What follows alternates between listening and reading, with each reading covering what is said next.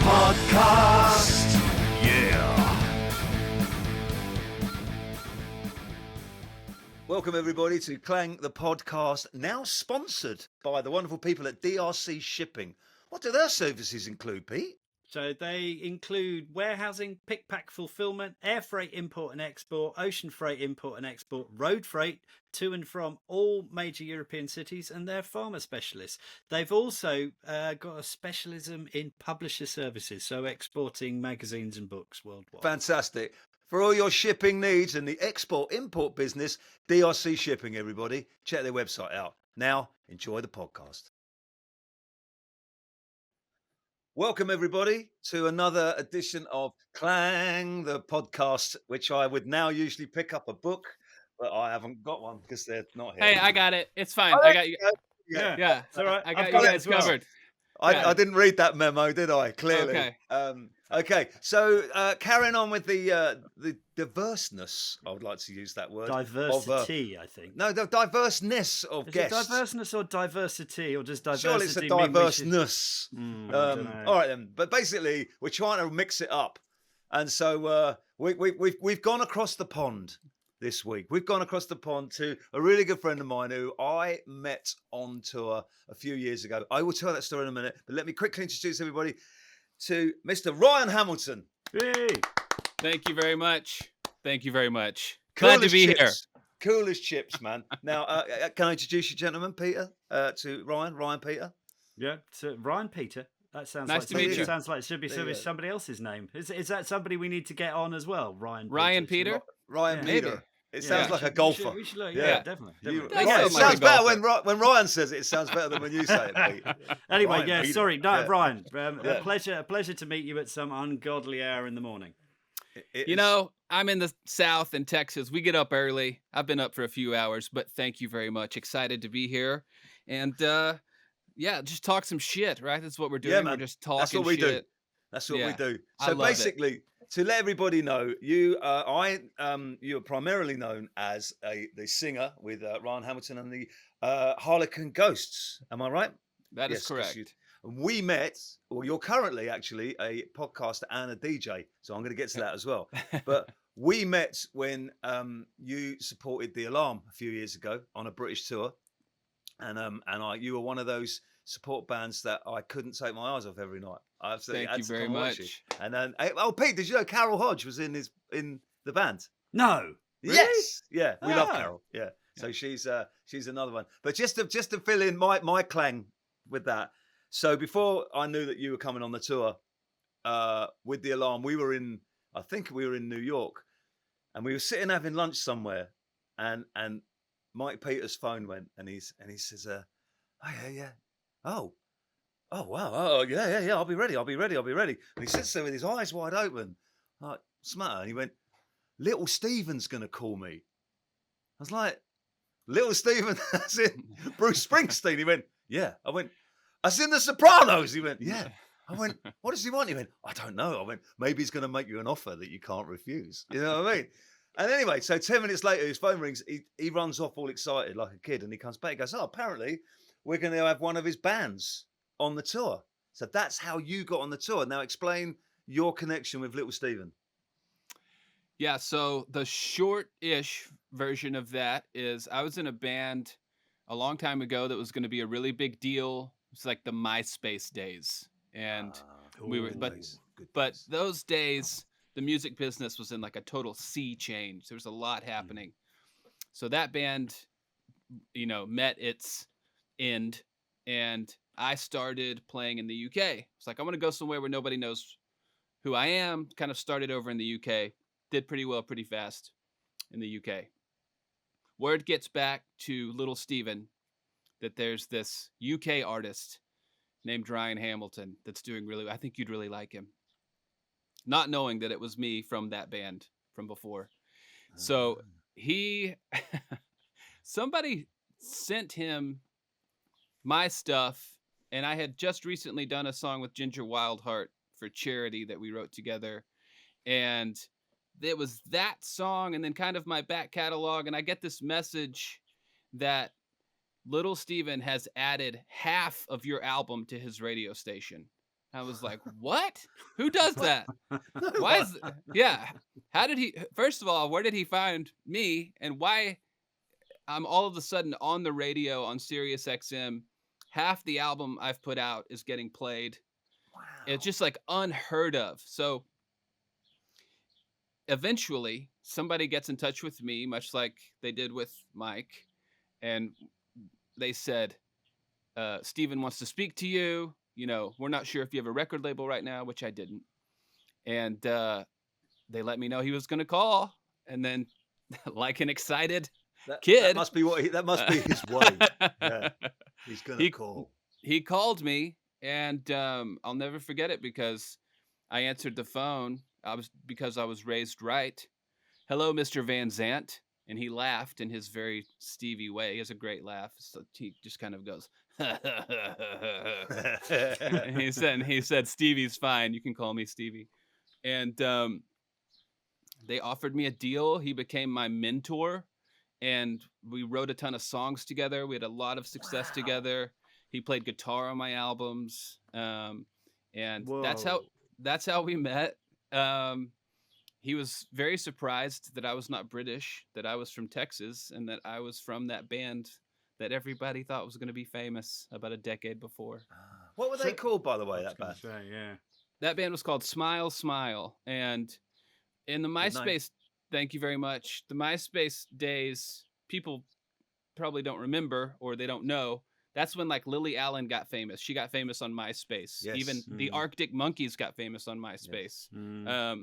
We were one of those bands that were mentioned right alongside them, but just didn't really happen for us. So anyway, yeah. Then Stevie and I just became buddies. He's like Uncle Steve now.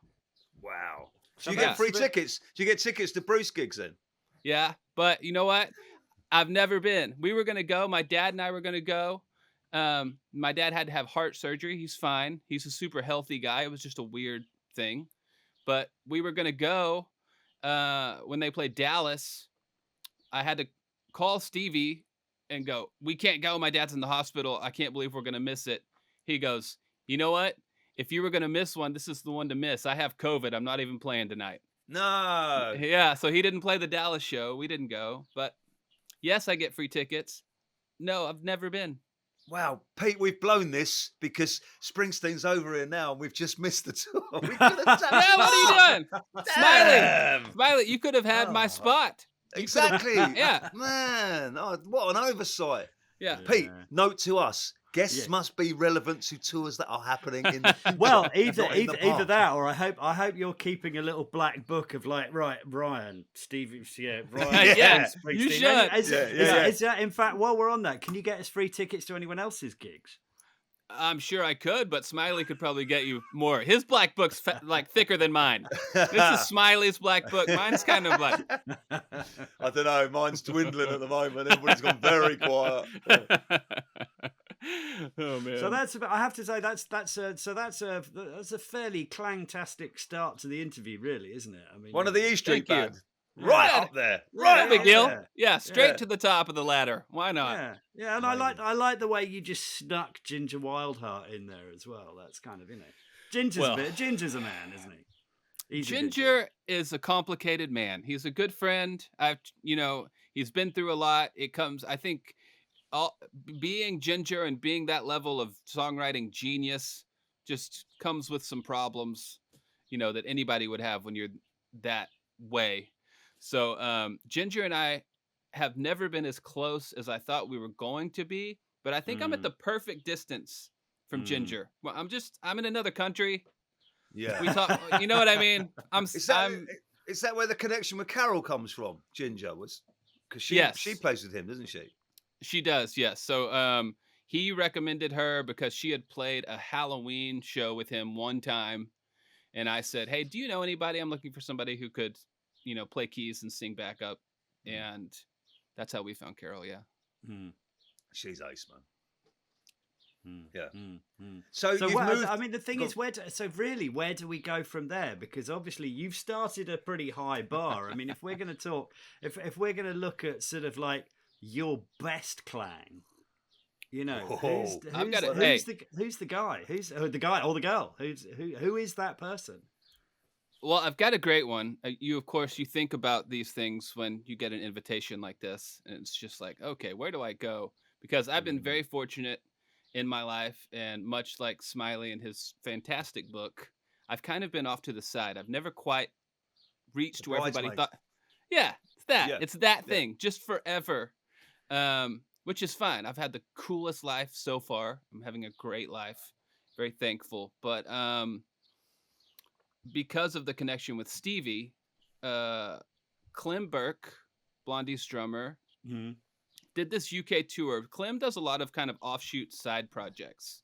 Yeah. He's awesome. He could not be cooler. So we kind of know each other just online through Stevie. We get asked, me and the band, to go do this short UK tour with Clem and some buddies of his from LA. And they did this cool thing where they would have kind of surprise guests come up, and Clem knows everybody. He does. Yeah, he does. It's incredible how connected that man is. So we're doing the tour. We're having a good time. The last show of the tour was at the 100 Club in London. And I was so excited. I'd never played there. The history of that place is incredible. And the guests for that night, I'm totally forgetting what Clem called that project, but the guests for that night were Nick Hayward from Haircut 100 and Glenn Matlock from Sex Pistols, early Sex Pistols. Who is now in Blondie, obviously. I know. Yeah, maybe that was the connection. So the guests for those shows would show up early for sound check and run through a couple of things. So we're there, we're hanging out with those guys, which is cool enough already. Then I see the guest list. I'm like, oh, what's going on here? So, and it's London. You know how it is in London. The guest list was just ridiculous. I won't go down the whole list, but Stevie was going to be there that night, which was great. I knew that he was coming. And then Stevie it was either like a +1 or +2. And I kind of looked and it said B. Geldof. And I was just like, Bob Geldof is going to be here? Hold on a second. And it's just, he's one of these, because of Live Aid, one of these figures that was not just a musician and whatever. He's gone on to be kind of something else. Yeah. So I was excited to meet Bob Geldof. So we play the show. The room is full of just music heroes. And Stevie's there. I'm hanging out with Stevie and Clem and, all these people. And Bob Geldof is always so grumpy. If you've ever seen a picture of him, he just looks like angry Frankenstein all the time. Just like always, right? He's taking photos with people, whatever. He just looks pissed off to be there. Clem, I guess, had heard me say that I wanted to meet Bob Geldof, but I'm watching Bob interact with people. And I'm just like, I don't even want to. I'm not doing it. Yeah. Clem Burke notices this, and he comes over to me, and he was like, "Let's go meet Bob, and I'm gonna show you a trick. I'm gonna show you a trick." And I was like, "Okay." He was like, "Bob loves foul language. Like, this is what you have to do to kind of crack the Bob Geldof code." So Clem, he's got me like this, walking up to Bob Geldof. He was like, I'll introduce you and then I'll take a photo for you guys. So we're walking up to Bob Geldof and he goes, "Bob, this is fucking Ryan Hamilton and he wants to take a fucking picture. So get in here and take a fucking picture with Ryan." Another one that my dad won't be watching. By the way. Sorry, Dad. Sorry, Dad. So Bob kind of, you can see him kind of loosen up, like whatever, and he kind of sits there and gets next to me, and Clem holds his phone up and just goes, "Bob, go fuck yourself," and takes the photo, right? So I found it. I was like, "Can I find this photo? Let me see if it'll focus." Look at him smile. Look at that. Can you see him smile? Yeah, you can kind of see. There we go. Yeah. It's the only photo I've ever seen of Bob Geldof smiling. Amazing. And it's because Clem Burke told him to go fuck himself.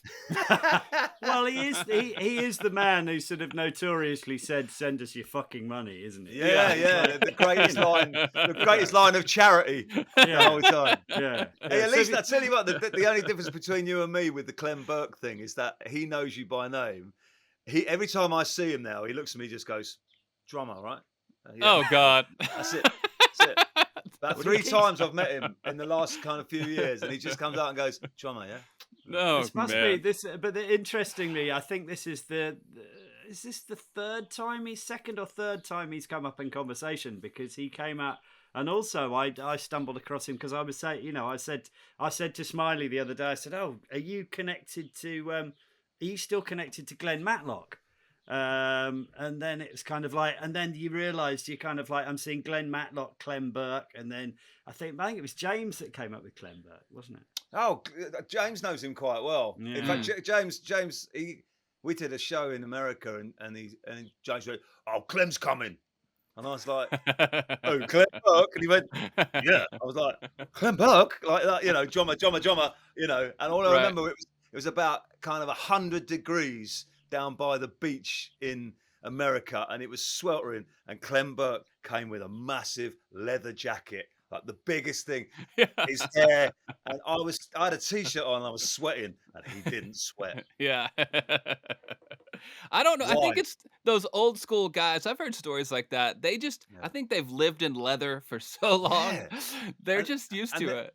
And if you're going to something and it's like, it's really hot, and you think, I can't be asked to put the jacket or the hat and all that, I'm just going to go in a t-shirt. Those guys, fully suited and booted, fully like the hat, the Stetson. You're a bit like that though. You always did that. You were always fully, you were always the man. Do you remember when we walked around Central Park? Of course I do. That's one of my favorite memories. Just having that with you, Smiley, and just walking around. We had a cool group of people. I was playing a show with the Alarm. Adams was there, wasn't he? Yeah. And we just happened to have an afternoon, and we just strolled around, and it's kind of got to know each other just walking around Central Park. I can recommend that anybody, if you want to get to know somebody really well, have a walk around Central Park. Yeah. It was the best. And as you know, you don't get those moments on every tour, or you don't have that time. So to have that was really special. Yeah. No, that was great, man. I really enjoyed that. So you've moved across from music. I have. Tell us about that. You actually decided to stop making records, didn't you? I did. I'm not really that interested in participating in whatever this version of the music business is.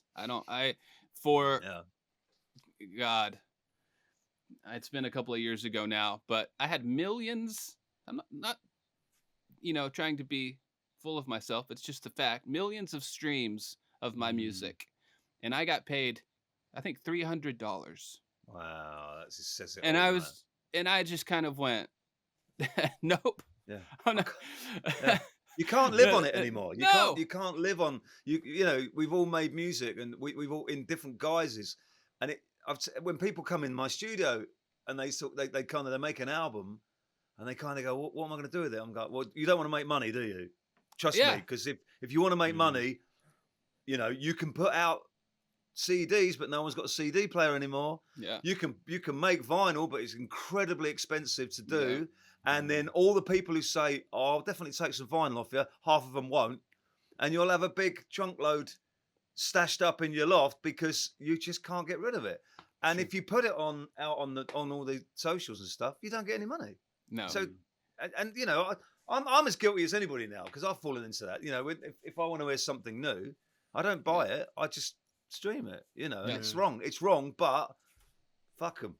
If you can't beat them, I was going to say, because we did, Smiley and I did we did that just after over lockdown. We recorded a project together, and I was kind of naively thinking, let's stick a bit of money into this, because my background is marketing, and I kind of play music on the side. So I'm like, fuck it, let's put some dollars into marketing this thing. I've got good contact, and I've got good contacts in music marketing, and I racked up probably across 4 singles, couple of 100,000 streams. I think I made I just about covered the amount it cost me in TuneCore to upload the damn things. Yeah, exactly. It's like, why? How? You know, It's and brutal. even the merchandising thing these days, people are not. You know, you've got you've got to sell a shit ton of merch to actually You do. break any money. That's how you make your money now. Yeah. So you've moved across, and you're basically now podcasting and DJing, right? Yeah, I've learned to say radio presenter because I've got it's a job on a UK station, but yeah, it's on a FM station in York, 94.8. So they saw that I was available basically, and then I'll have to check that out. it's great. So it's a weekly show. They let me do whatever I want, and I called the show Big Over There, and it's just that thing where like. Pulp has never charted in America, you know, and neither has James or James maybe has once. So there are these huge UK bands that are icons in the UK that never really did anything in the US and vice versa. So the whole show is based around that. It's me playing bands that I loved in the 90s from here that nobody knows. Yeah. And then me playing UK classics that everybody knows there, but the people who are tuning in from America are like, you know, who the hell is it's such a long Cooler list. Shaker. Yeah, exactly. Every Cooler time you put something on Twitter and you hold up like 4 CDs and goes, yeah. Has anybody heard of these? I go, I've got all 4 of those albums. Yeah. you basically play my record collection. It's great, you know. So and I kind of I was looking a bit. If you, I was you know, practicing the radio presenter thing here by kind of doing a bit of research into your podcasts and stuff. Yeah. And so you've sort of like, that's a really interesting thing about you pulling out all these old demos and stuff. As well. Oh, yeah. That's cool. So where did that come from? So it wasn't actually me that was there. It's a friend of mine who was in the UK, and just outside of London, there was an auction, a storage unit sale. I don't know what you guys call them in England, but so there was an auction for a storage unit that didn't, you know, you don't pay your bill, they auction off your stuff. Yeah. This guy went and bought it. He had a bunch of leftover cassettes that were in this thing. He had kind of flipped through and found some Smiths stuff. I think that's what he was interested in, like some early Morrissey, just whatever, and kind of took those out, and then there was what was left. Well, got in touch with me. It's like, and I said, I want them. Send them all. Like, I would love to just see what's in there. That's how I got them. Got them back. He brought them back. He lives in Texas. And then I went and got them from him and started going through. And it was just like, holy shit, I think this is this. I mean, we've been going through them one at a time. Yeah. But it's a really rewarding thing to do, to play some 30-year-old demo cassette that nobody's ever heard. Yeah. Sometimes it's a band that became huge. Sometimes it's nobody, and we're giving them their first exposure 30 years later. Do they know? Do half of these people know they're being played or not? Are you contacting them or afterwards? Yeah, so we try and find them afterwards. It's kind of the thing. We go in blind. You know, I make sure there's something on the cassette. That's what I do. I just kind of hit play. It's like, okay, there's some music on here. Me and Smiley's met Steve, my former manager. Me and Steve jump on here and we listen, we talk about it, and then we try and find out afterwards. Well, that really sets us up in a funny way, because we didn't realize we were listening to the original demo of Yes by McAlmont and Butler. And and it was Julianne Regan on vocals from All About Eve. And on the original demo, they called it Mrs. Decorating Bike. So how were we going to know? It was a demo by Mrs. Decorating Bike. Wow, man. But that's a great song. It is a great song. But we put our feet in our mouths for about 20 minutes on this podcast going, oh, this is pretty good. That girl's got a great voice. We have no idea it's Bernard Butler and Julianne Regan until afterwards. And I think Bernard Butler's pretty pissed off at me, but that's fine. I've got a good Bernard Butler story, actually. I would love it. Yes. I played at the Mount Fuji Rock Festival in 1999 with Joe Strummer, and there was some amazing artists on it. And I at that time with festivals, I just wanted to go and stand aside the stage and watch everybody, and then say hello to them. Right, really annoying and really got on people's nerves when I did it. Right. So anyway, I I watched Bernard Butler from the side, and he was brilliant. This is when he was solo, and he came down the stairs, and I was just like waiting, like this kind of excited school kid. And Alan McGee was there, who was obviously his label man, and they started arguing, and I'm like, bit weird. Might have had a drink, don't know. And as they're having a real, Bernard Butler's getting really irate and pointed at him. And I just went, excuse me, sorry to butt in. You were brilliant, man. Oh, God. Bernard Butler looks at me and he looks at Alan McGee and goes, see? Like that. And I went, I'll be over here. So, yeah. That's amazing. I just found this and I wanted to just kind of reveal it, show it on the show. So with you guys. So I found this cassette. And it says Tubler's Revenge on it. Tubler's Revenge. Right? Okay, yeah. And then I got the cassette out. I was like, what does this say here? You have to go back. Yeah, I haven't got my glasses. Oh. Demo. Go on. Go on. Bernard's Demo. Bernard's Demo. Yeah. So this is a cassette tape full of Bernard Butler's demos that I just found. So, and I started going through it, and there are no vocals. It's just instrumentals of what would become huge hit songs. So I haven't shared this yet. I don't know what I'm going to do with it. Have you checked if they were possibly any Suede songs on that? I think there's one or two. There's definitely two what became McAlmont and Butler songs. Right. Yeah. Has it got a date on it? It does, and that's the tricky part. It's 94, so he had left Suede. Suede, or was in the process of leaving. Right. So that was probably his first demos when he left Suede, I would have thought. Wow. I think so. Right. That's too. I don't know. I'm kind of speechless on that one because that's kind of like that whole thing of discovering these demos and this things coming out, because you've got there was a Mike Oldfield one and stuff in there as well. Yeah. It's kind of like, that's just like a series of kind of mega clangs all in themselves, isn't it? That's huge. Yeah. Are you still going through the box as well? Is there still stuff to come out? I just kind of grab a stack at a time. There are a lot of them, and then I go through and see, do I recognize this?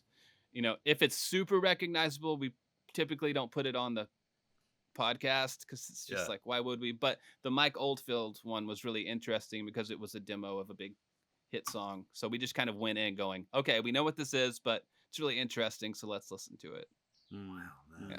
That's really cool. So with the podcasting, you've got guests now, haven't you? Sorry, Pete. I jumped on here. It's all right. I was going to say exactly the same thing, but I need to give you a bit of space. It's all right, Smiley. You go. Yeah, so we roll together.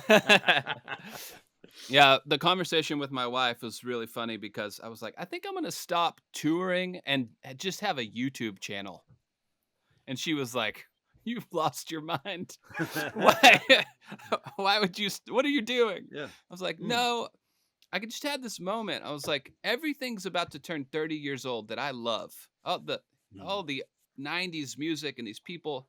It's like 30th anniversaries for the next, several years. Mm-hmm. So I wanted to have this channel which just focused on that because I thought I was going to catch a little bit of a wave, and I think I have, even though it's still pretty early. But part of that vision was interviewing artists from then. I'm lucky enough to call some of them friends, and I knew I could kind of you guys probably get this. I knew I could kind of get a start. I was like, I'll ask this person, this person, this person. Yeah. I think that's the whole point. Have you tried to? How have you based who you're getting on? Is it kind of going through the book and going, who can I get on? Or are you starting to diversify? Because I saw the Wendy James one the other day, and that was fascinating because it just took me back to all those dark rooms that I used to sit and look at pictures of her. Right. She is ace, man. Because obviously, when Gaz Top was on here, and he famously interviewed her with Gilbert the Snot Monster, didn't he, Pete? In episode 1, everybody, and that's because she punches Gilbert, doesn't she? In that, she's amazing. Yeah. She's still great.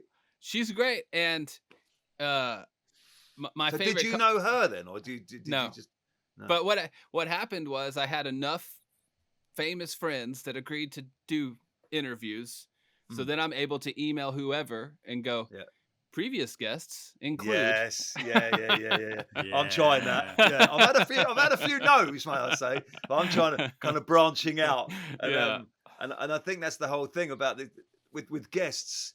You know, we could go through mine and Pete's pocket full of, you know, we know A, B, and C. Right. I just, as we've started doing them, they're getting more eclectic, and it's like we're going in at different angles. And then when I saw the one with you and Wendy James, first of all, I thought, wow, we could get Wendy James. And I thought, no, let's get Ryan, because he, and that was the kind of the twister. And we're doing that, Pete, aren't we? We're trying to kind of, you know, push the boat out a little bit and get more eclectic people. We've got the guy who was the plugger, Dylan White, who did the Blur Oasis plugin Amazing. story. And man, the story, didn't it? He didn't stop talking for 45 minutes. I literally said didn't. 3 things. I've just edited that. It was a bloody nightmare. We're not in it, are we? Just like, yeah, what T-shirt was Pete wearing? No one knows. He didn't pop up once, you know. But it is funny because you say, you know, you said, you know, Smiley's black book is kind of this big, yours is this big, mine's kind of like probably that big. Yeah, it's got about five names. Everybody's got a friend of a friend. What you hope is that they see your show and then, you know, i.e. the Wendy James one, and then someone else says, oh, you know, you should give so and so a call, you know. But Yeah, we'll see. Well, the big one that the big one I'd love to get on here is that you go back so years ago. We used to be, what's it, back in the Hip Jam days? Where this is the band me and Smiley were in. I used to be really friendly with a band called Peach. Now Peach's bass player, where they were really good friends with Tool. Tool came over, Tool's bass player left, and Justin from Peach went off to be the bass player from Tool. Wow. So Whoa, Justin cool. Chancellor. Yeah. So yeah, that would be I'm trying to re-find my way into the Chancellor lifestyle, you know. Yeah. And see if we can kind of see if we can swing something like that. That might be. Is he a good still one. doing it? Yeah. Oh God, yeah. Yeah, Really? he's massive. Yeah. So Tool's bass player. Yeah, there you Okay. go. yeah. Nice one. Do it.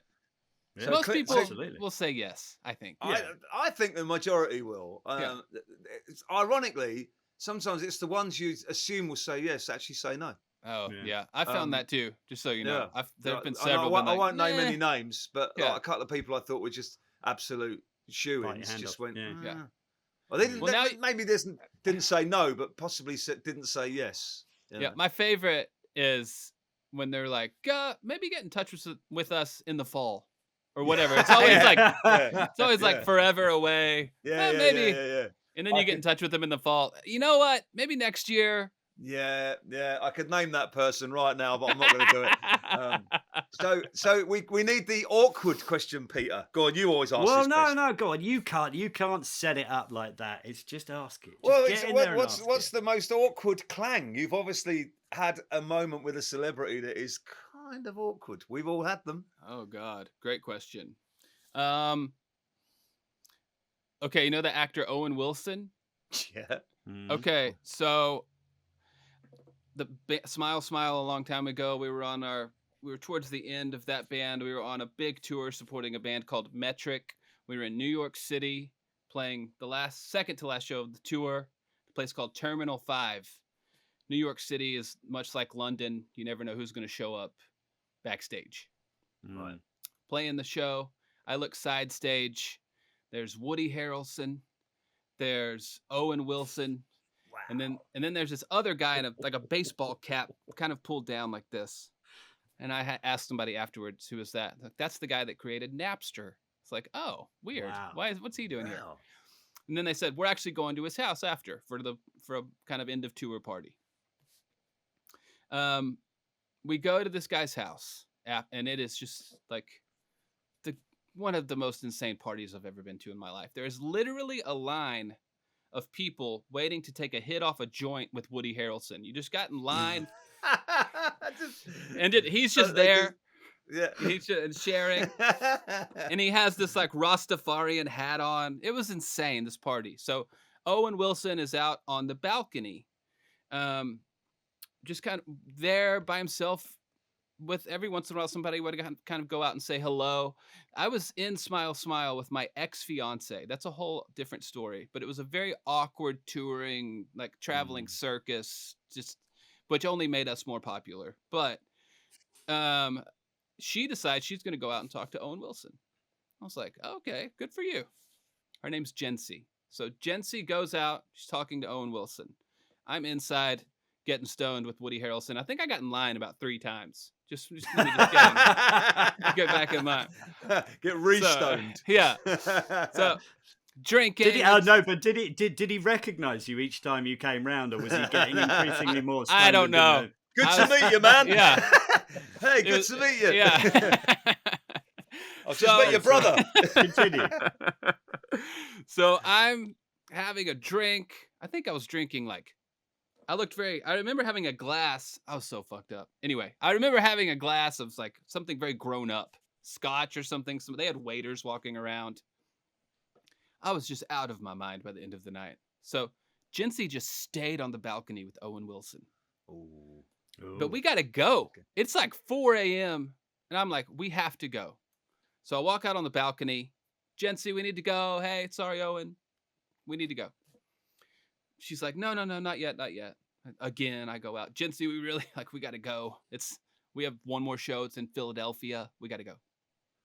No, I'm staying. I wait. It's getting to like 5 a.m. The sun's about to come up. It goes from me being joyously drunk and stoned and whatever to angry drunk. I go marching out on that balcony. Jency's there with Owen Wilson. I get in Owen Wilson's face, right? And I'm talking to Jency, but I'm looking at Owen. And I'm like, are you coming with me or not? Like, we have to go right now. She's like, I'm staying. And I go, fine. Have fun hanging out with fucking Owen Wilson. So leave. Much better with an American accent, by the way. It really works. So the ultimate embarrassing Clang happens about a week later. At this time, I had the last real job I had. I was a front desk manager at a gym, but it was a gym called Equinox, which is a very high-end, celebrity-focused gym. The girl who was checking people in at the front desk at the gym went to lunch, so I covered for her at lunch. You had to you guys been to a gym where they beep you in? Bleep. Yeah. Bleep. You have your little ID card. Yeah. I'm checking people in, covering for this girl for lunch. Guess who walked in to check into the gym? Owen Wilson. Yeah. So he walked in. He walked up to the front desk. He looked at me and just kind of smiled. And I had to very with his wonky nose. Yeah. His wonky nose, but you can't take your eyes off when you look at him. No. I'm just standing there like, you've got to be kidding me. And I just very sheepishly went, beep. Did you say anything? No, we didn't say anything. We just looked at each other and he smiled. And I was just like, God, my life. Like, what am I doing? Anyway, I was just wrecked for the rest of that day. But there you go. You know, when you meet those kind of, I'm going to use the word movie stars, there's a different aura about them, isn't there? Oh, yeah. Even more than kind of rock stars. And when you meet people kind of at gigs or festivals and stuff, you kind of expect to meet a rock star, you know what I mean? Yeah. So however big they are, you psych yourself up, think about what you shouldn't say, and then say it wrong, usually, and make a complete tit of yourself. Yeah. But with movie stars, I think because you've seen them in so many guises and characters. I remember, again, in New York, and I'm so embarrassed just to talk about it, but I was sitting there in the dressing room with Strummer, and someone went, Joe, Matt's here. And he goes, send him in. And he comes in, he goes, hey, man, how you doing? And he's like, hey, brother, how you doing? He goes, there's my drummer, Smiley. He goes, hey. And I was like, you're Matt Dillon. Oh, wow. He went, yeah. I was like, wow. Like that. And then they just both said, I just went, can I get you a drink? That instant reaction thing. And I think I might have stupidly said, is Cameron Diaz with you? Because they were not at the time. He just looked at me, just went, no. I was like, okay, yeah. All right then, you know. But there's definitely a different aura, and I think it's to do with the fact that you've seen them as different characters, so you don't know which one they are. You know, like if you know, it's a very brief hand. It's like we said before about Steve Coogan Pete, when we were talking Oh, about him yeah, with yeah, Shirley. yeah. You know what I mean? Like Yeah. Steve Coogan's one of the biggest comedians in the world, but he's not very funny as a one-to-one. Yeah. He doesn't kind of laugh at your jokes, and he analyzes you, and it's quite tricky. I would think like if you met like Will Ferrell or something like that. Oh yeah. Like you'd want to just go, you're so fun. I'll tell you the one we did all meet, and the biggest Clang, which I've been dying to get in for ages, and I wanted to. The biggest at all the festivals I've ever been to, the one person who had the bigger draw than anybody by a country mile was Jack Black. I was just about to mention him. That's so funny. And he did Tenacious D, and then he stood outside his dressing room, just like that. And there must have been a queue of about 50 artists. There's not just random people, in bands. Yeah. And we all stood there, and we just waited one at a time, and we all got the same picture with him. That's amazing. And he had that star quality about him. Like, you gave him a hug, and you held on a little bit too long. You know what I mean? Have you met him then? Have you met him, Ryan? Because he's I have not. A dude. I haven't. I was lucky enough to go to Dave Grohl's 50th birthday party in LA. They played a show. It was just pop that one in, shall we? No. But it was at the Forum. It wasn't like it was like thousands of people, but it was hard to get. It was still a small show for them, but he had this thing where he was just like it was just guest lead singers all night. So it was the Foo Fighters were the house band for the night. You never knew who was going to show up, but Jack Black showed up and they did Led Zeppelin, I think. Led Zeppelin, I've seen it. Yeah. So it's amazing. So that was, and then we kind of got to hang out sort of afterwards. That would have been my chance, but there again, to your point, there were so many people trying to say hi to him. I was just like, no, but I mean, he was right there, and I could see him being awesome to everybody. Yes, and I was going to say the same thing because we were quite far back in the line. I was with Dave, my singer from Archive, and once like the 47 people in front of us had got to him, he's like, he's not going to be happy about this. Especially as Kyle, his right-hand man, was literally standing there and nobody even spoke to him. I said, I'll tell you what to do. Dave, watch the expert.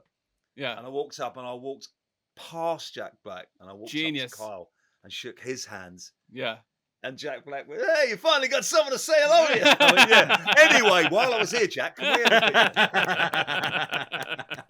That's an old trick that I've used that a few times. That one. Always go for the wife or something, or the friend, So, Brian, out of all the people you've met, is there any point that you've been completely starstruck? Oh, that's a great question. No. That was a great answer. Damn, that's going to be edited. No, I'm sorry. That's a great answer, man. Yeah. I've always just been like, I'm gonna go say hi to this person. How you doing? Whatever. I've just never been that way. I don't know why. Have you met Springsteen? Not really. Like he's been around. Hang on, whoa! Not really. Have you met Springsteen? Have you shaken his hand? No, but he's looked at me and he knows who I am, and he just kind of better. He nodded at me. Yeah, it was just. You got a nod, man. A nod is everything. Well, we know all about nods, don't we? From Tony Visconti. Yes. If the man nods at you, you're in. Yeah. That's when you're at that level. All it needs is a nod. Yeah. Because they don't need to actually. A nod is like a kind of appreciation of your fine work and all your solo work. Well, that's what I thought when Tony Visconti nodded at me. Yeah, that's what... He's probably never heard it. Feels that way, doesn't it? Yeah. That's all I needed, to be honest. That's all I needed. That's all I needed, yeah. It's like a seminal hug, but with the eyes. Yeah. You know what I mean? So, Smiley, I have a question for you, or both of you, actually. Have you ever been somewhere... This happened to me, and I'll never forget it. Have you ever been somewhere, it's after a show, it's backstage, it's wild, and you're like, that was such a great night, and you leave, and then you find out afterwards, like, oh... After you left, so and so showed up, and it was just like, what? Yep. Can I go first, Pete? I've not quite that, but there was one day that I used to work in a record shop in London, just behind the Virgin Megastore. It was called Vinyl Experience. It was a collector's shop. Loads of vinyl downstairs. First floor was just like all like real memorabilia stuff, like the copy of Penthouse that Madonna was in, and signed, Jimi Hendrix set lists and all this kind of stuff. And I took a day off one week and didn't go in. It was the day that David Bowie went in the shop. See, and I would have and also I used to work a lot in the collector's bit at the top, so on the first floor, and he kind of went up there and apparently went through all the Bowie collection, going bootleg. And that story doesn't get any easier, Pete. Oh man, I struggled with it when I first heard it. I struggled again. We had one. We did a festival with Archive, and Queens of the Stone Age were on. So at lunch we were sitting, and I was with David. Dave's always with me at festivals. He's my man. And he went, it's Josh Homme. Where? And he looked like Darth Vader. He's enormous. He had this long coat on, man. And he was like, I was like, wow, look. Well, we can't say anything because he's eating his dinner. You can't. That's rule number one. Don't insult. So anyway, we did our set, and then we went to watch them, and they were off the scale. They were as good as anybody ever, right? And then we hung around a bit, and we were all in the dressing room, and then it's like, well, should we go? Should we go back to the bus? Yeah, okay, got back to the bus. Went on the bus, sat on the bus for an hour, talking shit, and then Murray, our tech, who is the funniest geezer you'll ever meet, and he comes in, he goes, that Josh Homme was looking for you. We were like, what? He went, yeah, he came into the dressing room going, where's the boys? Wanted to say hello to the boys. He's like, is he still there? Oh went my back God. to an empty backstage. There was no one left there. No. He's like, yeah, he's a really nice fella. You know? Oh my God. So yeah, you Oh gotta my be. God. You gotta be. The first thing I do when I go to festivals is I check who's on, and I check the name, and then I go and check where their dressing rooms are, and might kind of mill around a little bit. You know, we did it with Muse once. We played in Germany. And there was rumours that there was a storm coming, right? Big rumours, right? So we played about 6 o'clock, and we were doing loads with Muse that year. So anyway, I was standing with Matt Bellamy, and I was talking to him backstage, and I was like, "Have you heard about this storm?" And he's like, "Yeah." He went, "Wow!" And we could see it. We could see the storm, and it was coming, right? And he went, and then suddenly you heard this, Matt, we got to go, we're going now. I was like, going on stage. He went, no, we're going. Everybody's abandoning the field, right? And they evacuated. They shut the festival down in seconds, right? Before music had gone on. And every tour manager was going, go to the bus. And everybody, as the rain started, and all the buses started to try and get out of the field, right? And the storm was so bad that we were the fourth bus, and we got out the field, and the fifth bus went down a ravine. We were one bus away, but I've never seen a storm. You could see it like 50 miles away going, is that coming this way? And it came in really quickly. Holy shit. When we got to the bus, the water was up to my knees. It was that bad. It was like, I've never seen anything like it. Unreal. So, yeah. So I don't think he'd remember me. He might remember me as Storm Guy, or he might go as far as Clem Burke and go drummer. You know what I mean? But anyway, you can't start that question without having a good one up your sleeve for yourself. Oh yeah. So I was in New York, supporting Jesse Malin, who I love, and he had just done a record with Lucinda Williams, and she was there with him, and I think it was at the Bowery Ballroom. So, I like that place. Great venue. And backstage afterwards, Jacob Dylan, Bob Dylan's son, who sings in the Wallflowers, was there. Yeah. I was just like, I met some cool people like that, and I was so happy. It's just like, man. Yeah. The coolest. I left very satisfied. Went back to the hotel room, which was like greatest night. The next morning. Why did you leave? Bill Murray showed up, and we had the greatest night of our lives. No. I was just like, no! In the paper, it was like Bill Murray shows up at show, and then like I guess he paid for everybody's cab fare like really late. He was just like, he's like hailing cabs for people. It was a very Bill Murray story, and yeah, that's not that probably you'd the know big because one. you weren't there. Yeah, I wasn't there. Exactly. There you go. So let this be a lesson to you, viewers. Don't leave too early. All right. And if your girlfriend is talking to Owen Wilson, look when you're having a go at her. Look at her and don't look Owen in the eye, because you will see him at a gym a week later. Okay. Hey, listen, Ryan, we're gonna have to wrap it up, man. It's been great Lovely. hooking with you again. And plug your podcast. What's your podcast called? Yes, please just go find me on YouTube. It's Vintage Alternative is my channel. It's just at Vintage Alternative, and yeah, it's going really great. I'm having the best time doing it. And if you feel like commenting, please make more music. Just keep that to yourself and enjoy my YouTube channel. Top man. Been great seeing you again. Ryan, Thank you. Thank you, man. Cheers, pal.